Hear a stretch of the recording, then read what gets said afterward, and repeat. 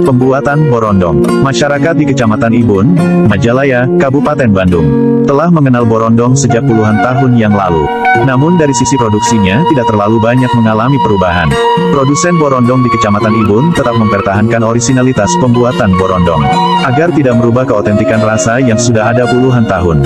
Walaupun begitu sebenarnya produsen tersebut pernah diberi bantuan untuk memproduksi borondong dengan teknologi modern, namun karena tidak berjalan seperti yang diharapkan, alat-alat tersebut kurang dapat dimanfaatkan dengan baik. Itulah sebabnya, sampai saat ini produksi borondong di Kecamatan Ibun masih dilakukan secara manual dan tradisional. Terdapat dua jenis borondong yang dikenal di Kecamatan Ibun, yaitu borondong kinca atau borondong cokel.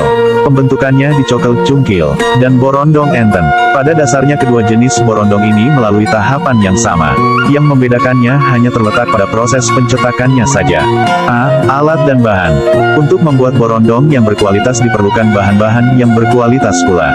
Bahan baku utama yang para produsen butuhkan adalah beras ketan berkualitas.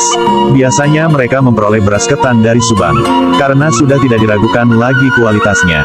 Selain beras ketan, bahan baku utama lainnya adalah gula merah. Jenis gula merah yang digunakan untuk membuat kinca dan enten pada borondong adalah gula Jawa atau gula kelapa.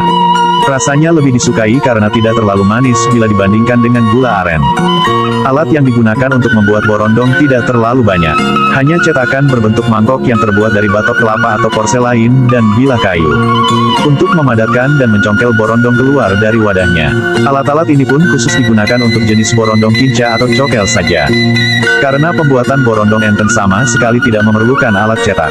Borondong kinca yang dicetak menggunakan mangkok cetakan kecil dapat dibentuk lebih besar daripada cetakannya. Tergantung pada ukuran yang diinginkan. Ukuran terbesar borondong kinca bahkan bisa menyerupai bentuk bola sepak. Yang menarik dari pembuatan borondong di Kecamatan Ibun adalah masih digunakannya tungku tradisional, hawu, untuk menyangrai beras ketan yang dimasukkan ke dalam dandang tanah liat, menggunakan sapu dari batang padi.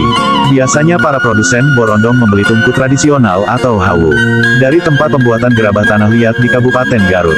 Kayu bakar yang digunakan untuk menyangrai beras ketan tidak harus kayu khusus atau kayu tertentu. Cukup diusahakan agar jenis kayu yang dipakai kering sehingga tidak mengandung banyak asap ketika dibakar. Proses pembuatan borondong kinca dan borondong enten sama-sama melalui tahap 1.